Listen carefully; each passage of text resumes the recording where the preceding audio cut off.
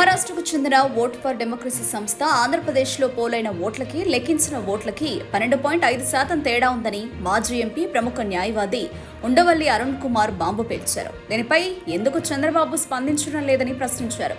Peoples representation act ప్రకారం polling పూర్తయిన ఫలితాలు వచ్చిన 45 రోజుల వరకు ఓట్ల వివరాలు భద్రంగా ఉంచాలి.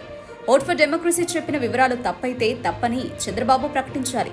ఓట్ల వివరాలు 10 రోజుల్లోనే డిస్ట్రాయ్ చేయమని ఎన్నికల కమిషనర్ మీనా ఎందుకు ప్రకటించారో స్పష్టం చేయాలి అని ఉండవల్లి డిమాండ్ చేశారు. ఏపీ రీఆర్గనైజేషన్ యాక్ట్ ఇప్పుడు సుప్రీంకోర్టులో ఉంది. ఆంధ్రప్రదేశ్కు ఇచ్చిన 5 మండలాలు తిరిగి వెనక్కి ఇచ్చేయమని తెలంగాణ కోరుతోంది. ఆంధ్రప్రదేశ్ ప్రభుత్వం తరపున వైఎస్ జగన్ ఎలా అఫిడవిట్ ఫైల్ చేశారో మీరు కూడా అదే చేయమని చంద్రబాబును కోరుతున్నారు.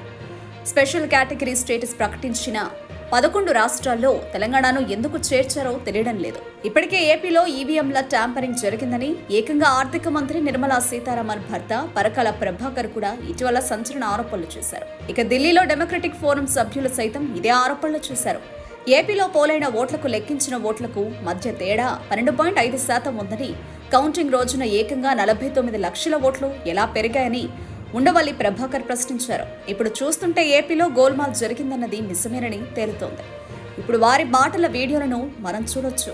12.54% ఏపీలో ఎక్కువ ఓట్లు లెక్కెట్టారని, పోలైన ఓట్లకి లెక్కెట్టిన ఓట్లకి 12.54% ఎక్కువని. 12.54 అంటే చిన్న విషయం కాదు. వెంటనే చర్య తీసుకోవాలి. ఆంధ్రాలో 12.54 ఎక్కువ పెట్టారని చెప్పి అంటుంటే చంద్రబాబు నాయుడు గారు ఇందులో expert. In Andhra Pradesh, my state, it is 12.5%. 12.5%.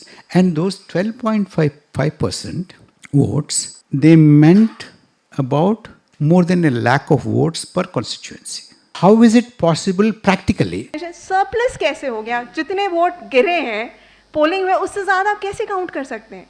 That's amazing. मुझे तो ये लॉजिकली, साइंटिफिकली, टेक्निकली कोई एक्सप्लेनेशन नहीं समझ आ रहा है इसके पीछे कि आप सरप्लस वोट कैसे काउंट कर रहे हैं, और वो भी एक कॉन्स्टिट्यूएंसी में नहीं बल्कि इतने सारे, around 160, I think so 162 may be more accurate.